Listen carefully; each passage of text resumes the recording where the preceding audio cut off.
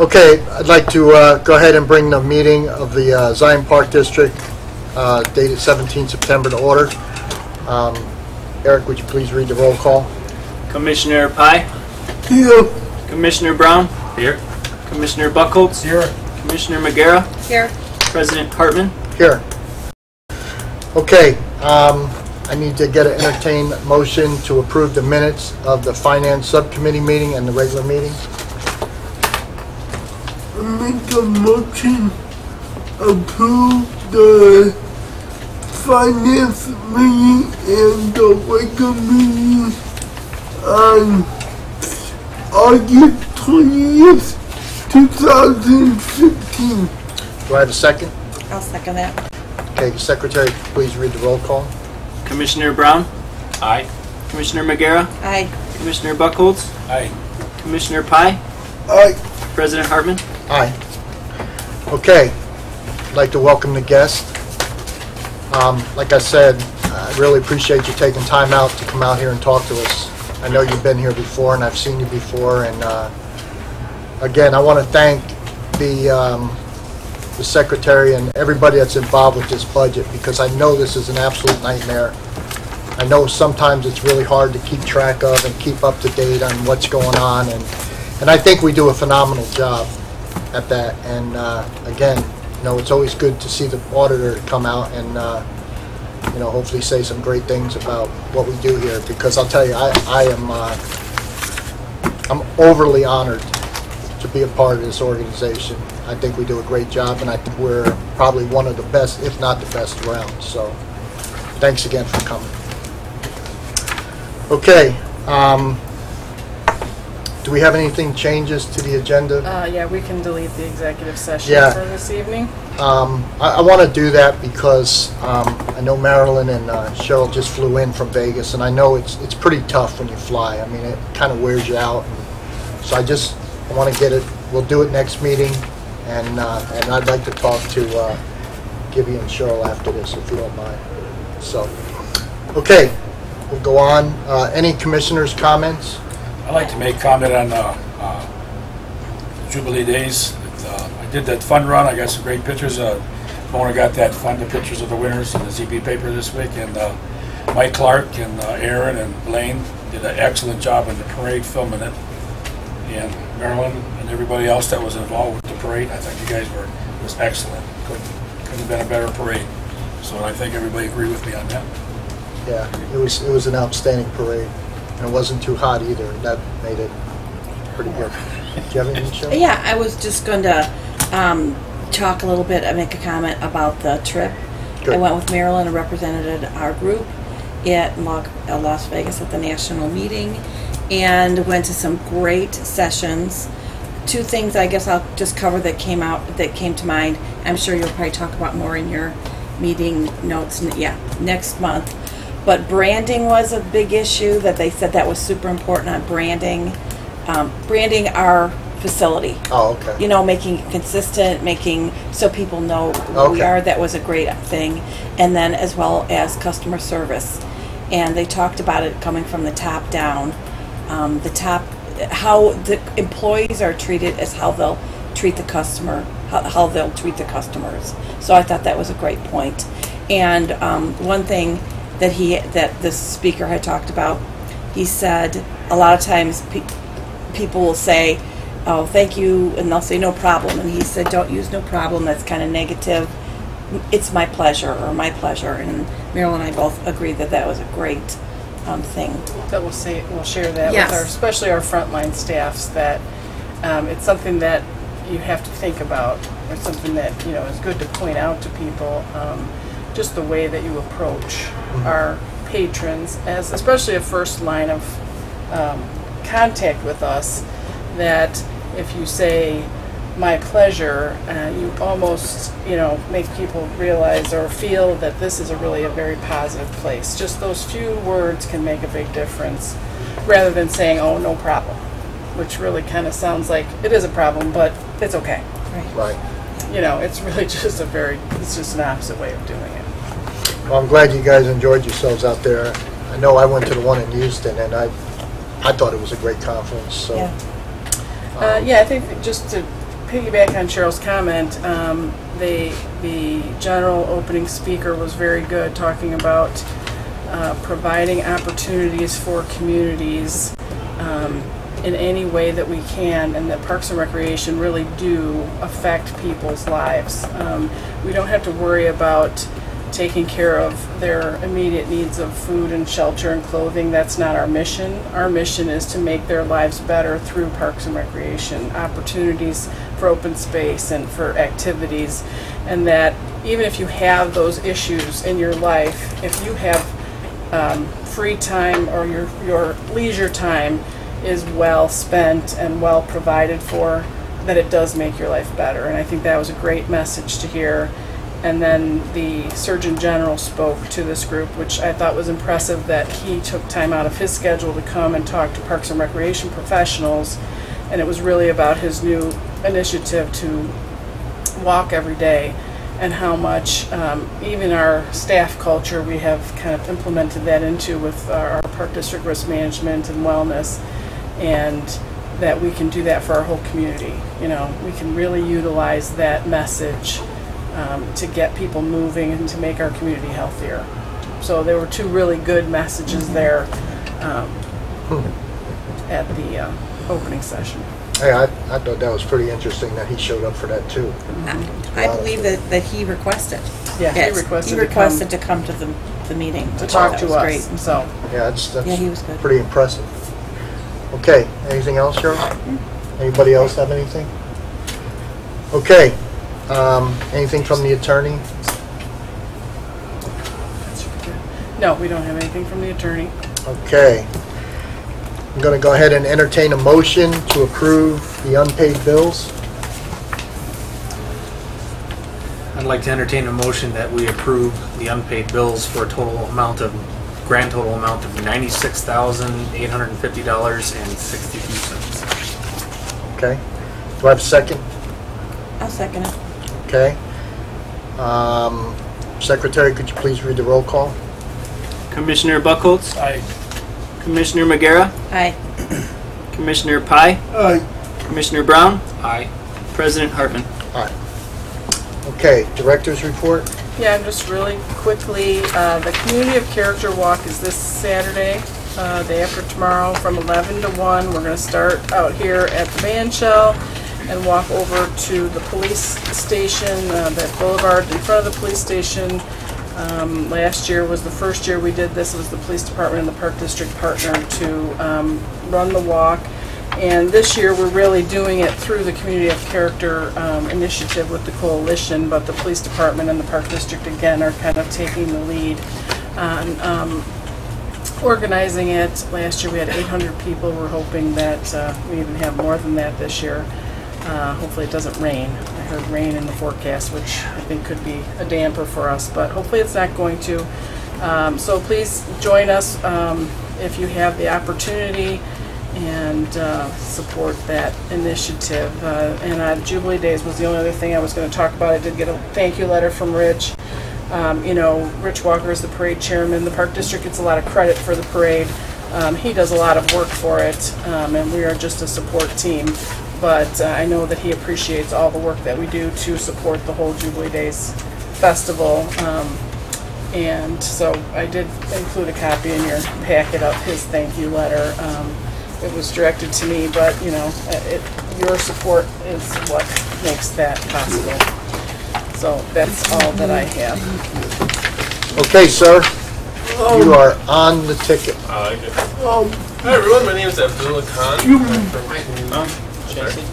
You said the walk is tomorrow? No, the No, day Saturday. after tomorrow. Oh, Saturday. I said the day after tomorrow. all I heard was tomorrow. Yeah, it's not tomorrow. I'm sorry about that. Saturday, right? Okay. My name is Abdullah Khan from Canadian Associates. I've been here a few years. We do your audit every June, sometimes in July, but our audit, once again, went very smoothly. Ever since Eric came in, the accounting has increased tenfold. The accounting is just really good now. it's very well done. So, yeah. Thanks. Yeah, thank you. So when we come to do our audit, the main issue that we're concerned with is fraud. We want to make sure that fraud does not exist. If it does exist, then we want to highlight it. We want to put in controls, as best controls as we can, to remove that fraud. And also, if fraud does not exist, we don't say that, hey, the controls are good. We want to make sure that the controls can be as strong as possible to prevent fraud. So every year we do go through the controls that you guys have implemented for your cash disbursements, cash deposits, for your payroll, pretty much how money is handled. We go over with Marilyn, we go over with Eric. We also talk to employees to see if they have any suggestions on their end regarding the controls. And this year we do have a few suggestions with controls, and we'd like to list those right now. First, cash at the petty cash at the proprietary funds, your golf and your pool, we suggest should be counted by the finance department periodically, rather than just assuming. I believe in the past it would just assume that $1,000 in one of the funds, and it's just been like that. We just want to make sure, because it's actual cash, that somebody's going external from the supervisors at the proprietary funds, that somebody from the finance department is actually overlooking that. I'm sure you guys have some sort of controls in place, but just have a count done more periodically. Secondly, we did note that there was some theft at one of the district's golf funds, I believe. And all this happened pretty much, we don't know who to blame, but it happened because the money in the cash register is kept in a safe, and the money in the safe was kept for more than 2 days. It was like a long weekend or something like that, and the money went missing after everyone came back from break. So to pretty much remedy this, I believe you guys do have additional control in place. We need to make more timely deposits. We suggest, even though it's a pain sometimes, to do it every night. The golf funds sometimes close after the banks close. So with the golf funds, with your funds, with your locations that close after the banks have closed, let's do the first thing in the morning after. Just a good control to have in place. It also doesn't entice others to think that, hey, this money's sitting there, nobody cares about it. It's sitting in there for a couple days. We can do whatever we want. It makes people at the golf locations, at the pool locations, think that, hey, the finance department, somebody's supervising this very closely. So that's a pretty easy suggestion to do. I mean, I'm sure you guys will be able to do that. Third, there is a pretty silly accounting transfer, I'd like to call it, that's done every month. It was set into place a long time ago.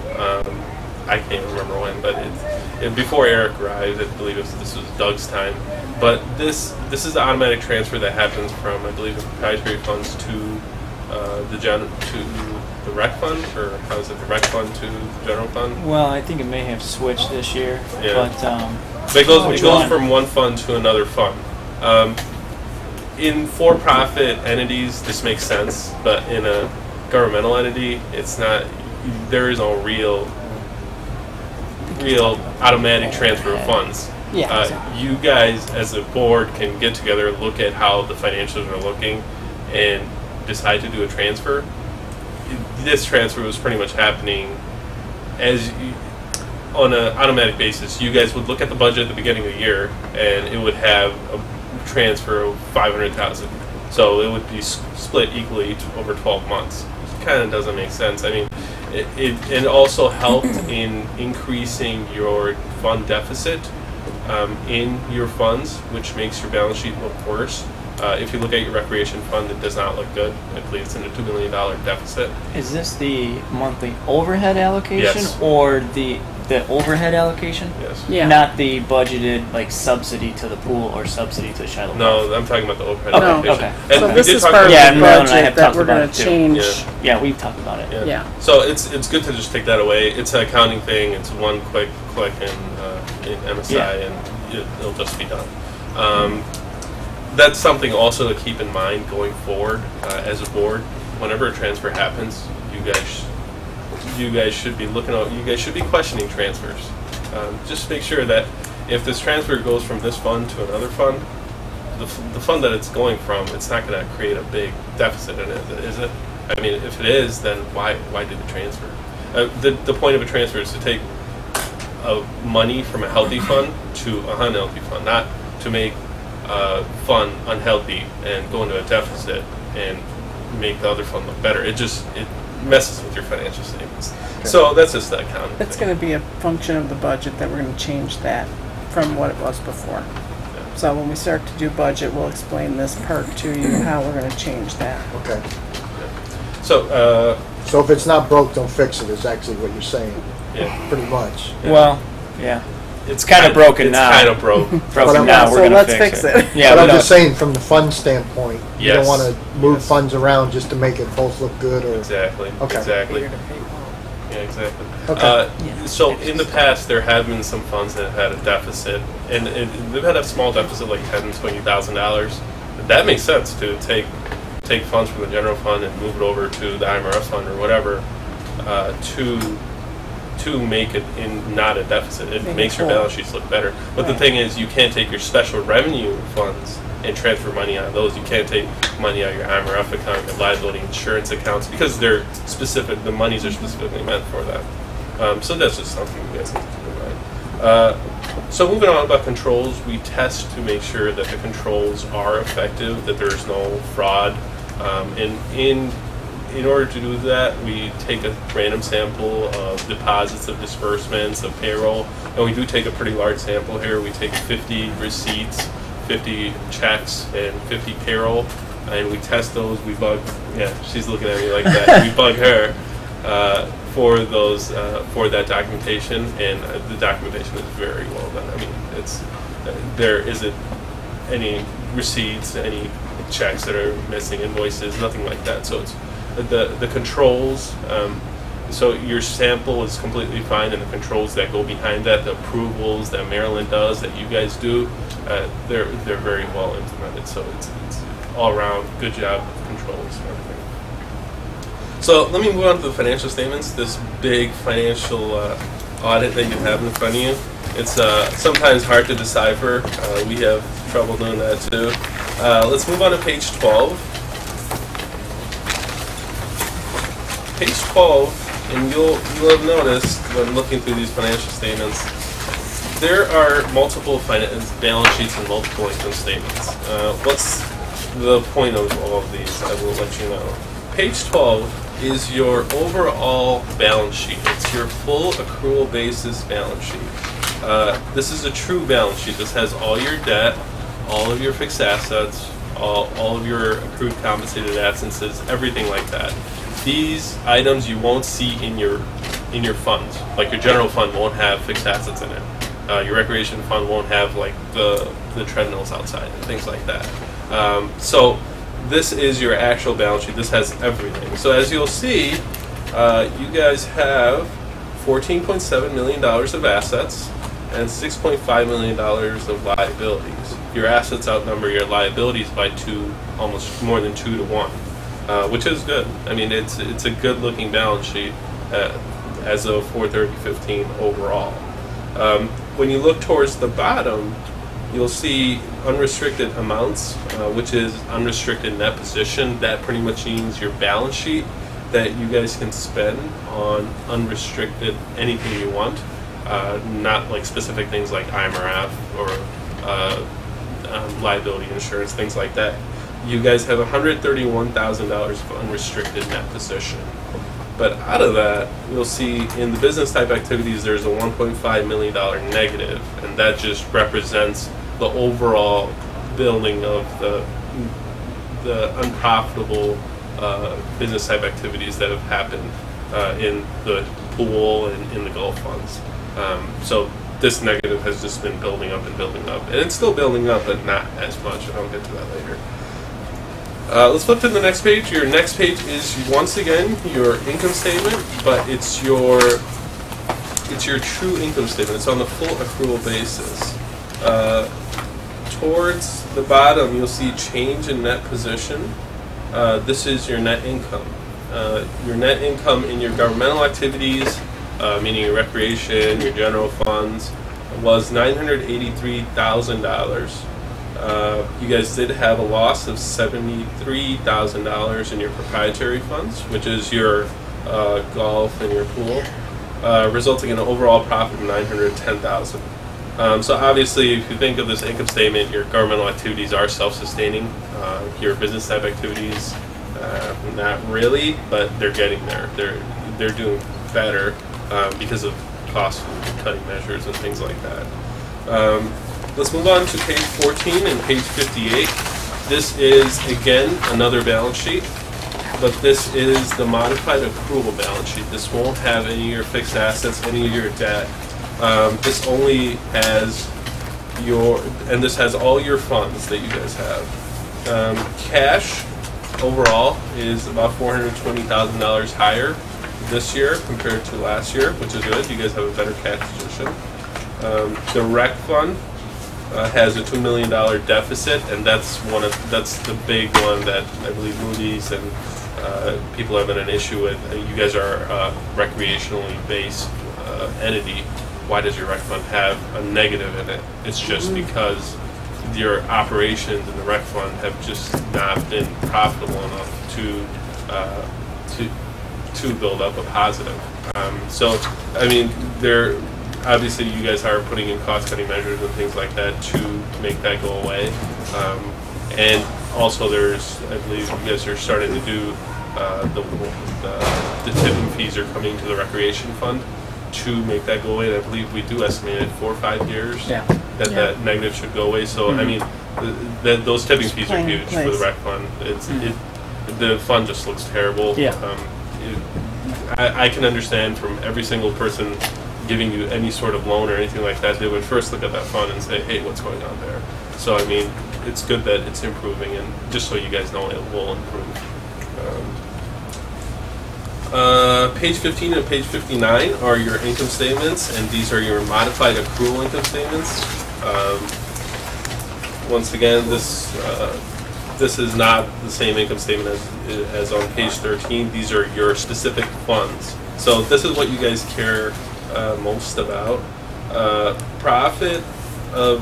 was a profit of $425,000 this year in the governmental funds versus $155,000 profit last year. Your operating profit, you can call it, which is pretty much before transfers and before issuances of debt, was $233,000 last year and $296,000 this year. You guys did have an operating loss of $235,000 in debt service and $140,000 loss in your minor funds. And your minor funds are like IMRF and no, not IMRF, more like liability insurance, audit, things like that. And if you want to see exactly which funds are in the loss, you can look at page 59. So museum, police protection, liability insurance, audit, and construction. Construction's the big one. Construction is, you guys had $225,000 of grants in construction, and capital outlay was about $341,000. Page 59. 59. Mm-hmm. So construction is the reason you guys have $140,000 loss in your minor funds. Let me try wrapping up quickly. Page 17. This is a big item to know. These are your proprietary activities, meaning your golf fund and your pool fund.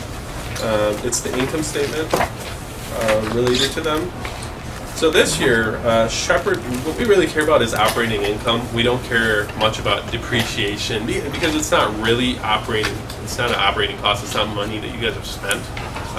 We care about everything that comes before non-operating expenses. So your operating income in Shepherd's Crook was $95,000 this year. versus $27,000 of a loss last year. So that one's huge. That one flipped around and is profitable now. And 18. Page 17, I believe. 17? I think it's 18. 17 or 18? 18. Sorry. 18's the balance sheet. Yeah. Sorry. Or 17's the balance sheet. Yeah, 18. Sorry. Yeah. In Shiloh Golf, there was a $67,000 loss this year versus a $64,000 loss last year. In Shiloh Pool, there was a $78,000 loss versus $56,000 loss last year. So Shiloh Pool and Shiloh Golf still losing money. Overall, the proprietary activities had a $50,000 loss, operating loss in the current year versus a $147,000 loss last year. So that's a big swing. And most of that is because your Shepherd's Crook golf course is profitable now. And it was a pretty big profit. So in total, your proprietary operations had $42,000 more of operating revenues, and your operating expenses were $54,000 less compared to last year. And this all goes back to cost-cutting measures. If your proprietary activities, which don't levy taxes, are meant to keep running by themselves. That's the point of a proprietary activity. You're supposed to. It's like running a business. It's all it is. If your business is doing that, you shut it down. So these activities, and I had this discussion with the park district I had a board meeting with yesterday. If your proprietary activities are doing worse and worse, what's the point of funding them? To keep making up for the deficit. So if it seems like Shepherd's Crook did make the change and it's doing really well now, well, it's doing well. If this keeps going on, this is just something for you guys to monitor. And I know it is tough you can't take a golf course and sell it because of, I'm sure, statutes and stuff like that. You can make it into something else, but what? So things like that need to be considered. If it keeps doing worse, then you guys need to make a decision, pretty much. Finishing up, future debt payments on page 38. There is a large debt payment coming in 2016, which is this year. And you guys are taking care of that already because I know Dave Phillips is coming in later. So that's just something to keep in mind. Questions I'd be happy to answer. Sorry if I went a little too long. No, you're that was fine. great. Thanks. Any questions from any of the commissioners? Okay, let's go back to 19. You said Shepherd did good, but the last thing you said Page 18? 18, yeah. 18, is right? no, Yeah, it was 18. Is 18. yeah. You said Shiloh lost money to pull up money, correct? Yeah. But you said Shepherd made money. But the last thing you said was on this, you said if Shepherd doing that bad, we got to change it. Well, no, I think he he's said saying Shiloh. that they just improved, we just made, this is, Some adjustments to prove it. Shepherd's Crook did not make a profit Oh, several years before, so we have turned it around. The pool, we haven't, Shiloh hasn't. So if we don't make some kind of Right. positive impact there, we have to consider what What we the need next to step do. is. And at Shepherd's, the same thing. If we lose money at Yeah. Shepherd's, it's the same thing. Okay, I'm sorry. I thought you were talking only Shepherd. I'm sorry about that. That's okay. Ask the question so you I knew as soon understand as you it. started Shepherd, your ears perked up. You're starting to shake. Yeah, you need more of that Diet Coke there, buddy. No, I appreciate you coming. And, Yeah, thank you. you know, I know that we'll definitely make the appropriate, and it sounds to me like it's real minute changes. So. Yeah. I mean, operationally, revenue-wise, I mean, you guys are pretty much scrapped. I mean, your EAV is, it has plummeted like crazy. So it's going to stay consistent revenue-wise, hopefully. But if a fund has a loss and your revenues are going to stay consistent, you can only cut it at one place. I mean, it's expenses, and you guys have started doing that. Right. unfortunately, you guys have to make tough Okay. decisions. Any other questions from any of the commissioners? All right, again, thank you for coming you. and Thank you. appreciate it. Thanks, Abdullah. Yeah. Yeah, actually, take some time to look at it. Need to digest it. The more you read through it, the more you understand it. I've read through it now for, 6, 7 years, and I understand it more than I did before. Okay, ma'am, I'd like to welcome you to the meeting. I know you kind of snuck in the middle, but I do want to recognize that you came, and we really appreciate you coming. Thank you. Bill, can I go back? I just want to follow Sure. up on a couple of Abdullah's comments. Absolutely. If you look at page 18, and we do talk about where you get about halfway through the page where it says operating income or loss before depreciation, and everyone sees that row where Shepherd's Crook is plus 94,000, and then Shiloh Park is minus 67, and Shiloh Swimming Pool is minus 77, right? Well, we know going into the year, I mean, from a business enterprise standpoint, our only true business enterprise fund is Shepherd's Crook, right? We know Shiloh Park is not going to make money. We know the pool is not going to make money, right?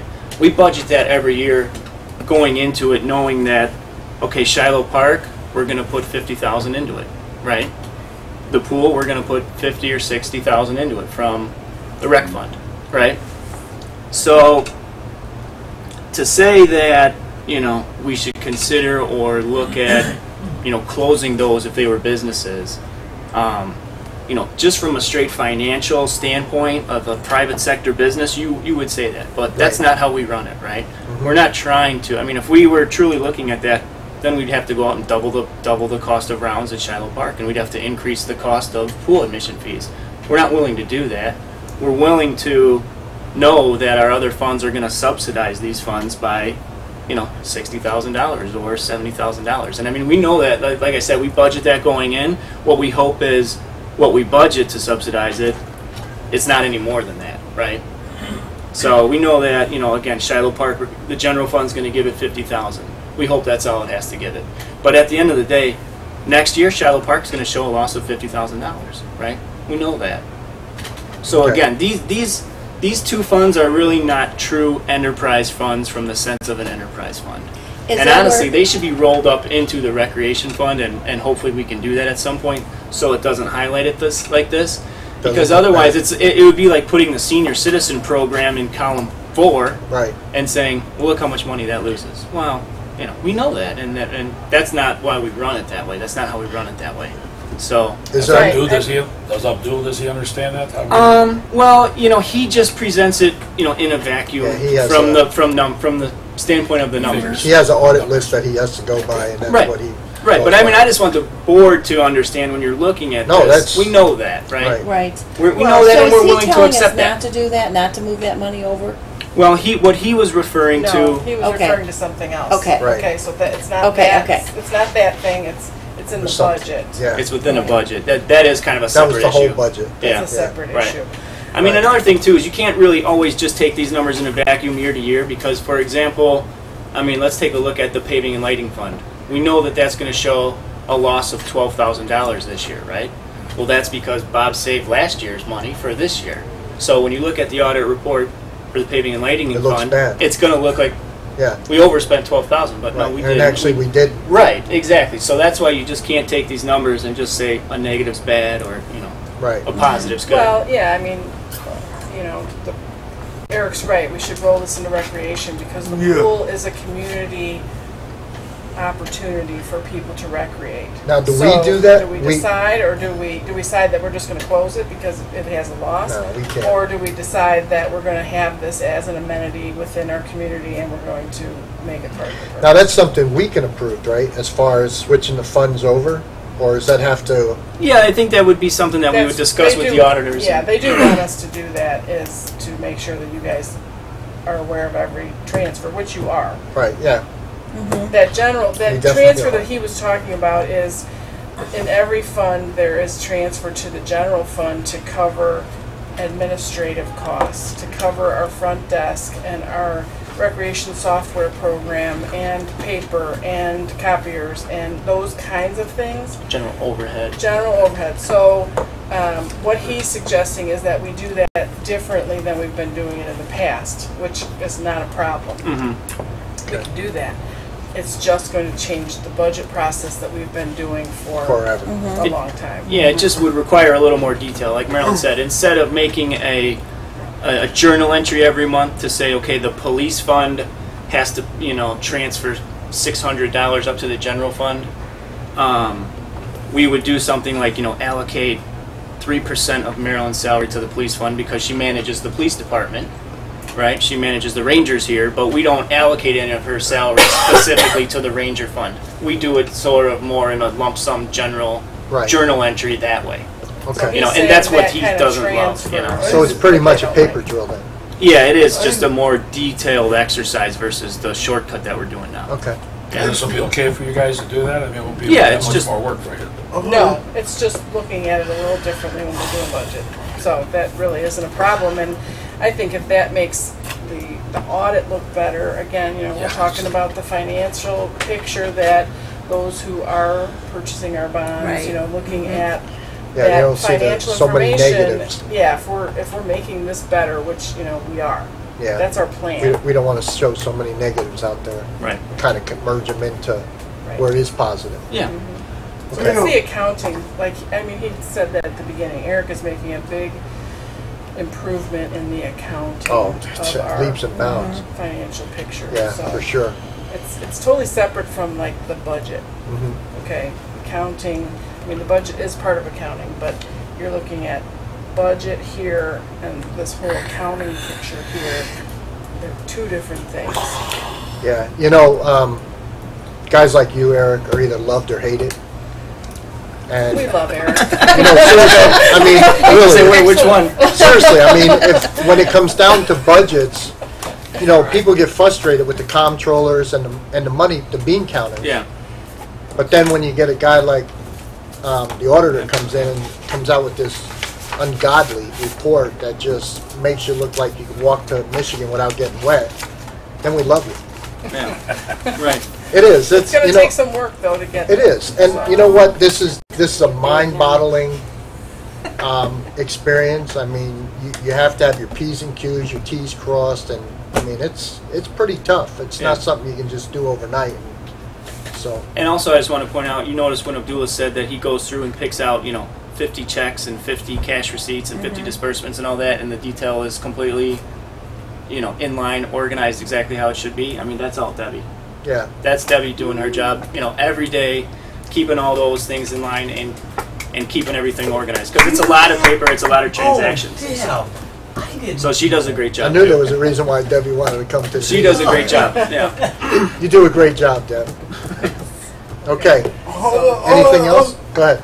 Gib. Let's get back what you were saying. I think I did not understand. Let me ask you my question, because if we can do what I think he said, that you wanted to put shallow golf and shallow pool in the next one. Well, Eric suggested That's that. what that's Eric- something Ideally, that, it's just a recreation program more so than a business activity. Okay.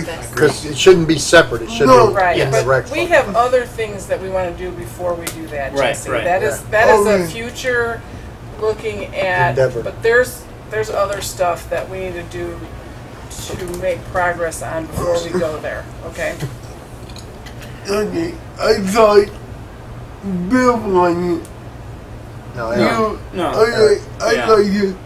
And at this point, Jess, it gives the board and it gives everyone a really good picture as to what's going on at the pool and Shiloh that Golf, we but have- it doesn't mean that we Yeah. want In case we do Shut have to down, make a you know, decision just that let you we know. can't do it, Right. we know what we're looking at, Yeah. right? Yeah, but I know we're not doing it, but let's say we do it next year. Can you break that down? to. Yeah, we'll be able to. Like, Just like It we won't do jump with out in senior here, citizens, but we just can like do we it. do, Yeah. yes. We can do it with our own reports versus the in Right the, here, the audit reports. in the Yeah, in the recreation fund report, Yeah. it'll Right. break it down. Yeah, Okay. It'll be within there.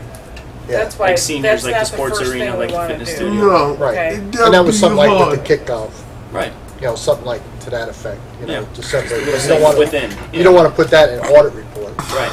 You want to make sure that we understand what we got, so, Yeah. yeah. Right. He's Thank you for Easy day. explaining. Okay, We need to do a motion to approve the audit, okay. accept the audit as presented by the audit firm. All right. I will entertain a motion to approve the audit that was just presented to us I by, make a motion to accept the audit to for what's that one? Physical end of April 30th, 2015. do I have a second? I second it.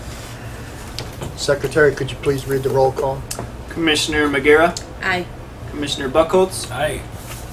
Commissioner Pye, Commissioner Brown, Aye. President Hartman. Aye. Okay, the new business, Marilyn, do you have anything to add to the approval for the audit for 2014 and 15 from, what's that, community? Canudi and Associates. Canudi and No, I Associates? think that we covered it Okay, thoroughly. all right. And this, One sheet. yeah,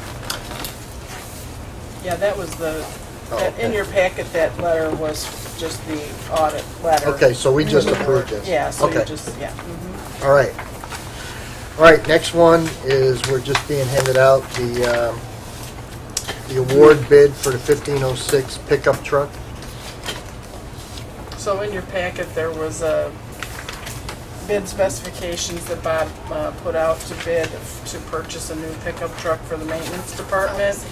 So this is the recommendation from the staff for purchasing from one of the bidders. Okay. All right, I will entertain a motion to approve the recommendations for the bid results for I'll the make- pickup truck. I'll make a motion to accept bid number 1506 for the pickup truck. All right, do I have a second? I'll second that. All right, Secretary, please read the roll call. Commissioner Brown, Aye. Commissioner Magera, Aye. Commissioner Buckholz, Aye. Commissioner Pye, Aye. President Hartman. Aye. Okay. Then next one is presentation of the fall bond sale. Dave Phillips. He said he was gonna be here at 7:40, so Okay. I'm thinking he's gonna walk in the door any Yeah. minute. Right. So we'll just hold off on that? Well, we did put in the packet some information for you to look at, but really this, Dave is very good at explaining this in terms that are easy to understand. Sometimes the financial pictures are difficult to understand. He's very good at doing that. But we can just kind of go over our whole new financial strategy. bond. Yes, thank you. The strategy that we started last year. So first it was to take tipping fees out of the bonding and put those into operations to help us with the reduction in our levy. And we put together a 5-year plan to sell bonds over the next several years. Do have a quick question. Where did the tipping fees come from? They come from Advanced Disposal. The Park District is part of an agreement that the city has put together with Advanced Disposal when they, well, when we got the golf course, I think, Haley. I think when we started with Shepherd's Crook, there was land swapping, and so part of the thing was that Advanced Disposal, which it was 5 names ago when it started, BFI I think is what it was. Every tonnage that is tipped there, we get a couple of cents off of every ton that's tipped, and the city gets even more than that. So we get a quarterly check from them based upon how much is dumped in the landfill. Okay. It's okay, sir, our clocks are. Well, I think Dave, first of all, I appreciate you coming out. And I will turn the floor over to you.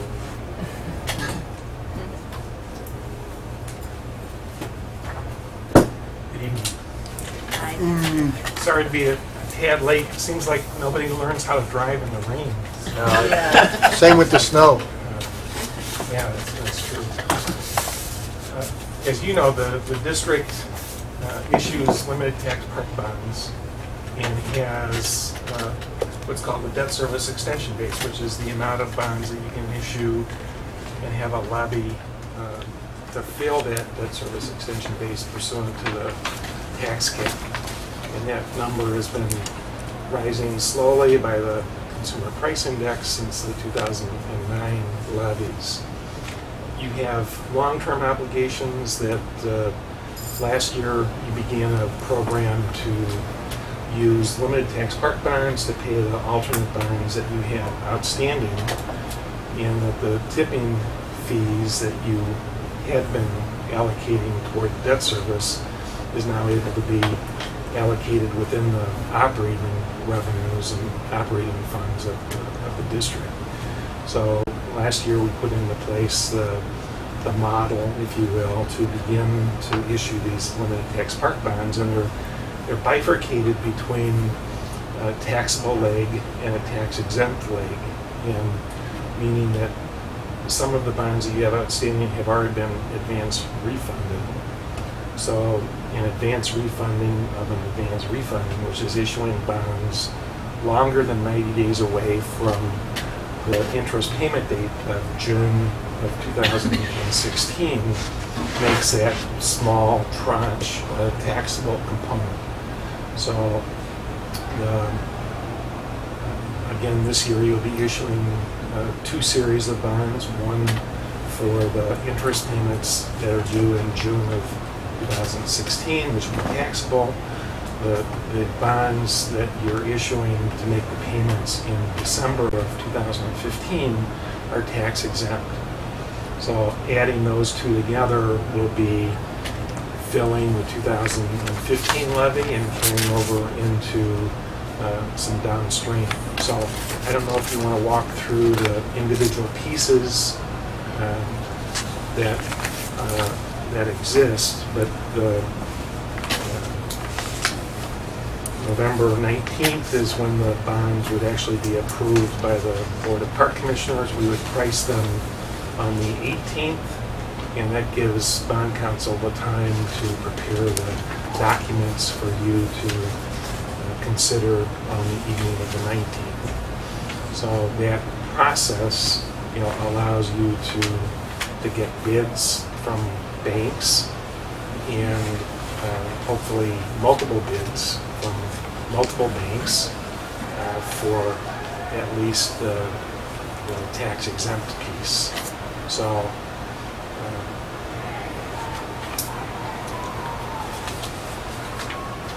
you do go through a process, and you went through a process last year with what's called the Bond Issue Notification Act public hearing. That process is now required for units of government, non-home rule units of government that are issuing debt. That process last year allowed you to BINA, in the acronym, $1,350,000, and that $1,350,000 you then issued over a 3-year period. So last year was the first period of that. 2015 will be the second period of that authority. 2016 will be the last of that. What this does is permits you to issue basically 3 years of bonds under this one umbrella of authority. That maybe authority is the wrong word, because you have the ability to issue non-referendum bonds, but at the same time, you have a responsibility from the transparency standpoint to communicate to your residents that you're going to be issuing bonds over a period of time. So that first step was taken last year. This year, you're not required because you have this authority that rests over this year's bond issue, so that you won't have to go through that publication process. You won't have to expend limited Park District funds to again go through a notification, publish it in the newspaper, and so the Chapman Color is permitting a 3-year look-see for that authority.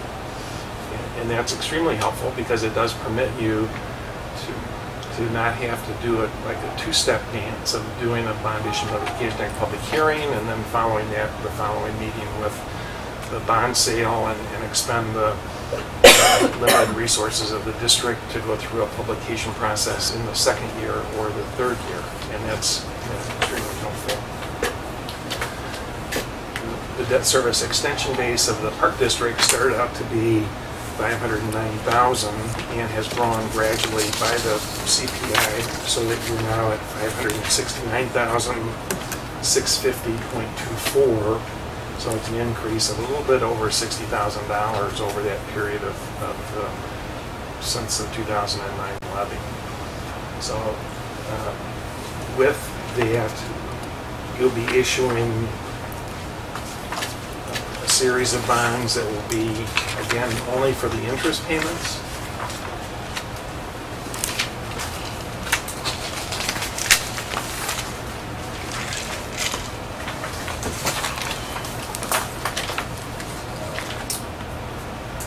So you have $24,287.50 of June obligations, and you have $694,305 of what's considered a current refunding. It's for the December payments. So with the 2009 A and B alternate bonds, as well as the 2009 debt certificates that you have outstanding.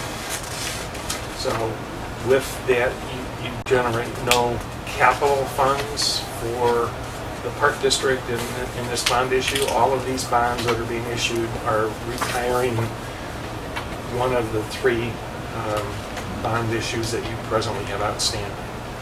So with that process, taxable bonds are a little bit more expensive than the tax-exempt bonds. Again, a tax-exempt bond allows the purchaser of that bond to be able to reduce and not pay federal income tax on the interest that they're earning on the bonds that you're issuing for that for the tax-exempt purposes. Probably the thing of most interest is somewhat the long-range plan of where does that take you from this point, and where does that move you into the future? And I know that we've been working with Eric and staff to be able to recognize that you're generating the revenues from the tipping fees that are able to be plugged back into your operating budget, and be able to strengthen the cash reserves of the district and have more depth of resources, and that will continue for a period of time. You won't actually receive capital revenues until the 2019 bond issue. So the 2015, 16, 17, and 18 issues are all like this, of paying prior obligations. At the same time, the tipping fees that you were expending are able to be allocated internally within the budget, and perhaps being able to begin some modest capital internally, not having to borrow funds for that, but being able to use those existing revenues. And then in 2019, you'll begin to have just over $330,000 of bond proceeds that will be available in the following year up to over $590,000. So you're on a projection or a trajectory of being able to continue to meet these obligations that you presently have outstanding. Those bonds will be retired by 2018, and therefore the 2019 and thereafter will be able to use your bond proceeds for either capital projects at that time, or even looking at another alternate bond if you want, or another debt certificate, something that allows you to do a larger term project and be able to use bond proceeds instead of operating revenues as that source of repayment. So you're on, this is the second step of a 6-step dance to be able to get to that point. And it's encouraging to see I missed the audit, the conversation, but you know, you have good news that are starting to kind of rumble around within your operating budget. I'm sure you got that report from Nuala, and you'll have the ability over time to continue to strengthen those operating revenues, and obviously that affects the bond rating of the district as well, even though the bond rating is somewhat immaterial to the non-referendum limited tax bonds because they're too small and too short to be rated. But by the time that you move through this, this model, and you'll be able to, I think, look at improvements in that over time. As the rating agencies look at the history, they don't look too much ahead as much as they look behind. And so several years of history behind you and continuing to strengthen the revenue base of the district, we'll see that begin to move in the other direction. And so that's encouraging to be able to recognize that the model that that's in place is putting you in place to continue to strengthen that. And while it's not a practical benefit to the district in the sale of these limited tax park bonds, you know, it is a from a morale standpoint, from a kind of measuring stick process, an important marker for you as you continue to strengthen those cash reserves and be able to then show the rating agencies a better picture than they've seen in the past. So very encouraging. So, open to answer any questions. There's a lot of material here. Sure. I think I just have the question about the Moody rating. Is that gonna cause? Well, I mean, it should. I've reached out to that Moody's analyst. Actually, the guy that wrote the report last year is no longer with Moody's. So there's another guy there, and I've reached out to him a couple times and sent him our audited financials because there is a vast improvement in these financials versus last year. I also gave him a highlight of, some of the things that we've been doing. Because that rating will affect who? Well, not really on the limited bonds. Okay. The rating agencies go through what they call surveillance. So that there's a rating that the district had on the 2009 A and B bonds, and that's why they continue to call on a more frequent basis, annual basis, to say, well, how are things going? Because their portfolio needs to be current, not dating back to how did the picture look in 2009, but how does it look in 2014 when you got the downgrade.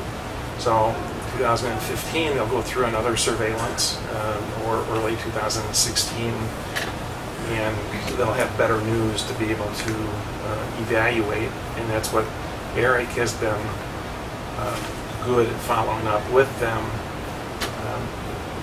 Unfortunately, we could have a longer conversation about rating agencies and the surveillance process and the level of expertise that surveillance analysts have compared to the senior analysts, because they are the junior analysts that I think sometimes are predisposed to a particular course because of the data that they have is, you know, the 5 years of history, as opposed to looking in a more broad picture of a direction. So the audit that you have most currently, you know, starts that new picture, but it takes a while, obviously, because they're looking at 5 years of history, and so that you'll see gradual changes to that, but it's not going to be something that affects the sale of the limited tax park bonds that you're issuing. But we are trying to make progress on that, so that when we have our model completed, if we want to do another big project, you know, We'll have look that. at what we can do for our community, you know, what needs to be done. Yeah, it'll be a better picture. And you'll That's be when back it in will the- have. That's when it will have an effect. Is Yes. if we do a major. Correct.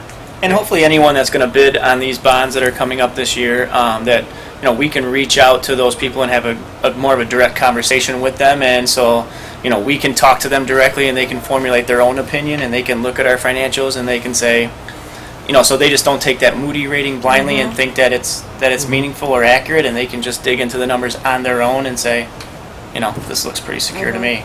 I don't really see the risk here that this guy's writing about, so.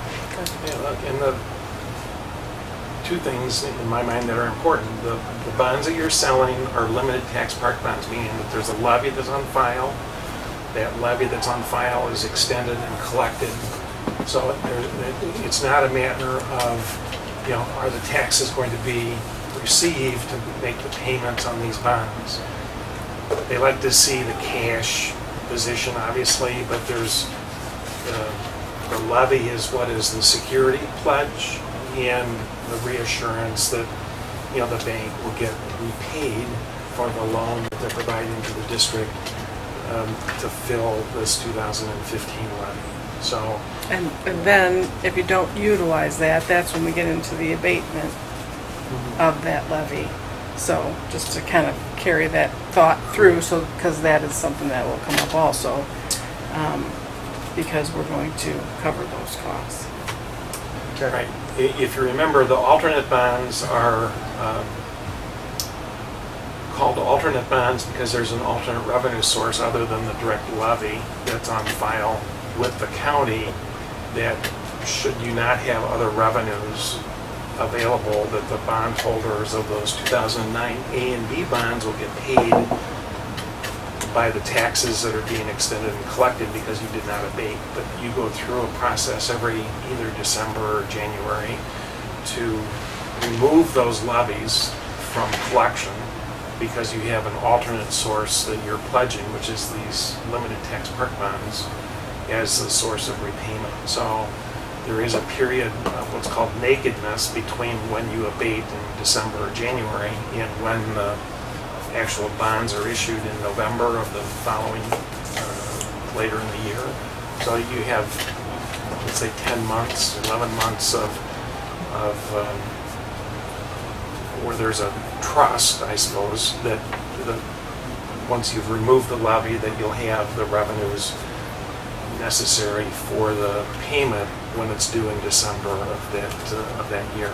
And that's where the good information and the progress that we have made over the past year and that is shown in the audit really does make a difference. Absolutely. Okay. And again, you're early in the process, but you know, Marilyn and Eric are very familiar now with the model and, you know, extremely comfortable with the game plan and the process that you're on, and knowing that it is a long slog, you know, from point 1 through point 6 in order to get into the capital project point. So the audit that you have approved, you know, is the first new sign, the new fruit, I suppose, that is available to see the impact of the model on the overall financial position of the district. So Right. that's encouraging both, internally as well as eventually to those that are the impartial analysts to be able to say, there's a big change between the 2013 audit and the 2014 audit because of this model. We tried to make that point last year when we went through the surveillance, and unfortunately,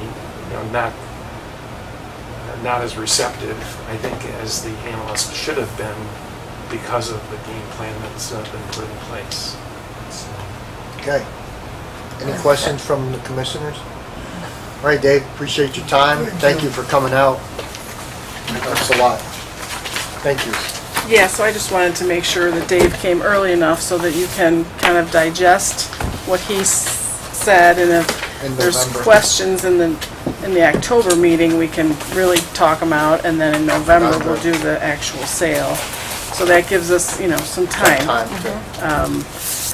And, Dave has spent a lot of time with Eric and I really helping us to understand. I mean, Eric understands it. He's been helping me understand how this all, how this model is working and all the parts of it. It is complex, just like most of our financial, It's mind-boggling. most of our financial information is complex in government, but I think we have a really good handle on it. He's very helpful to us, and he will answer those questions if Eric and I have something, or if you have something that we can't clarify for you. So I appreciate you coming, Dave. I know very far to come, did you? I was in the city, so unfortunately the Illinois Municipal League Conference is going on, and I have a booth down at the Hilton, and I think I have extra time when I go back to the office to get a couple things done, and I find that 3 miles an hour is top speed for the first 10 miles. Not helpful. So, I apologize for being late. Oh, no worries. No, appreciate it it. was fine. Appreciate Yeah, you timing was coming. good, really. Actually, it fit right in. Good. You got there at the right time, so really appreciate it. Drive safe, and Absolutely. Thank best you. of luck to you. Thanks again. Good to Thank see you, you. Dave. Thank you. Okay, before we adjourn, ma'am, is there anything that you'd like to, Certainly. Okay, President, Commissioners. I think the last time me and my neighbor were here, we were talking about Jordan Park. We had another incident where his wife was almost struck standing at the mailbox getting her mail out of the box. Oh, I didn't know. We are- Nobody contacted us about that, but that's Yeah. really more of a street issue than a park It's issue. a street, but it's the park, the people were exiting the park is what, they're using our street as a, let's see, what's the word I want to say? Drag speeds? Thank you. They drag race up and down our street to get in and out of the park. We're on a cul-de-sac, so they use it as a swing point to stop at the park, see who's there, and then zip back down the street. I am proposing that, I'm asking, almost begging, that we close that entrance off and see if we can open that up tonight. It is, and I've said this in city council, I'm a nurse. I don't want to be out there tending to somebody who's struck by a vehicle, a hit and run, because I doubt very seriously if they would stop and help anybody. And if it, just that little jetway from that park to 9th Avenue would actually be additional parking for them, because it's if you come to that park, you'll see the parking is it's probably double the size of this room, maybe. And there are lots of people that are trying to get in there to play basketball, and they're driving their cars in, and then you have the pole barn that has the dog, where they do the little dog training. So all that area is kind of tight sometimes. So if they can come in a different way and have additional parking up and down that fairway rather than right there and then spreading out into our residential area where we live, blocking our driveways or parking on our grass, I think it would be it will be beneficial. So I have been doing some research during this time frame. It's not a short-term process that we are going to have to even consider, let alone the financing of doing that. So it's not that we have just not listened to you from last meeting to this meeting. I am evaluating what is the use at the park. So that is not something I can do in a week's time. I need, a longer period of time. Working with the county to open up an entrance from 9th Street is going to be probably a Major. we're talking year-long, Oh, two-year-long, yeah, I'm just here as a beacon of a reminder. It's happening. Yeah, I just didn't want you to think that I'm not doing anything because I didn't contact you, but it isn't going to be a short term. Oh no, and I understand that. And we have another project that's going on in our neighborhood because the tree in my yard is impacted. It's about to fall over because there is the drainage ditch in front of my house that drains the whole neighborhood. So I'm finally getting that resolved because the tree is going to fall over. That's just all it is to it. So I think somebody came out and took a look at it and said, you're right, the tree's going to fall over. We have a good storm and it's going. And I don't know which way it's going to go. My house, I like the new one, but not like that. But it's going to go. So we're getting that taken care of. But I'm just saying, there's a small sign up now that kind of slows people down. It was supposed to, and it's really not working. Mm-hmm. Has this been occurring just the last year or two, or has it always been going on for a long time? I've only been there 3 years, and I noticed it right away. Oh, wow. Coming the summer, that I moved in May, and that summer, it was like, okay. And then my neighbor came over and said, I've been here for a number of years, and it's been that way. And I was Would like, speed Would a bumps speed help? bump? Would a speed bump? That may help some. Right, yeah. I think that would be a start. In the short term, yeah. Not without spikes, just a speed bump. Oh.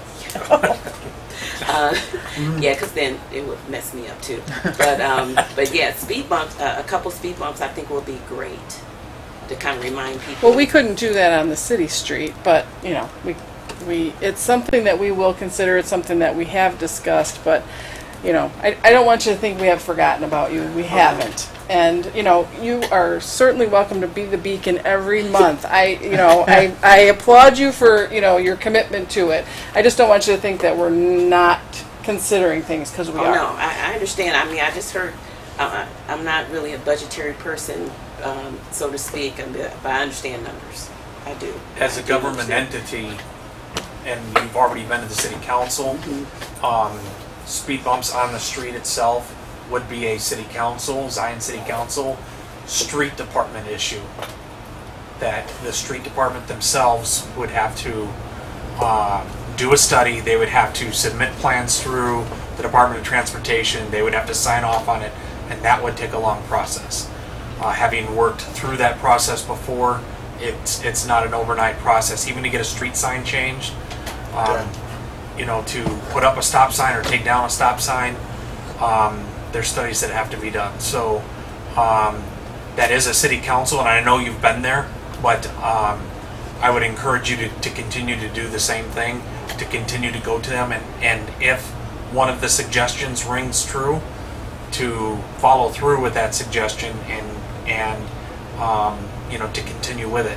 If the speed bump is what you want, talk to the people that can make that happen, because if they have vehicles that they don't want to go over the speed bumps at 40 miles an hour, they're going to choose a different route. Yes. They're going to do something else. Well, and unfortunately, we're the only route into that park. Right. So, right. So yeah, I just want you to be. I just Yeah. want you to be realistic that Yeah. moving to 9th Street is a thought. I went out there. I looked at that whole layout there. It would change the nature of the park. We would have to do a lot of change to make that happen, and I just know realistically that if we tried to work with getting an entrance onto 9th Street, it would be very expensive and it's going to be very time consuming. Not that I'm saying we're not going to do that. I just want you to be prepared for long term. Yeah, that's going to be a very long term thing. No, I'll just be back. I'll still talk. And I'm not sure that, I'm not sure, we have to weigh, what is our return on investment there? I understand that your neighborhood is impacted by that, but, for the whole park district system, that's one park out of many that we have. So we'll have to consider all of those things, which, it's just going to take time. Okay. But we Ma'am, appreciate you bringing your beacon back to us. Yes. Because, You're invited really- anytime. Yes, you are invited anytime. All right, anything else, ma'am? No. Nothing more? Thank you for your time. Oh, no, thank you. We appreciate you coming. Okay, I need that brain is frying again. Is anything coming out of it? Or? Ma'am, There's your finger. Yes. in the water tower due to Water tower. The water tower is It's on the back opposite behind Yeah, there, it's yeah. back, yeah. okay. That's off of 9th Street. Yeah, it's further Are you west. gonna move the water tower over? Try to move that water tower. That'd be a good idea, right? Move the water tower. That would probably be even a greater. Greater Yeah. problem. Okay, Yeah. I'm gonna need a motion, unless there's anything else. I will need a motion to adjourn tonight's meeting. I'd like to make a motion to adjourn the regular Zion Park District meeting on September 7th, 2015. Do I have a second? Seconded. Okay, Secretary, could you please the roll call? Commissioner Brown, Aye. Commissioner Pye, Aye. Commissioner Buckholz, Aye. Commissioner Magera, I President Hartman. Aye. Thank you, ma'am, again. Appreciate you coming.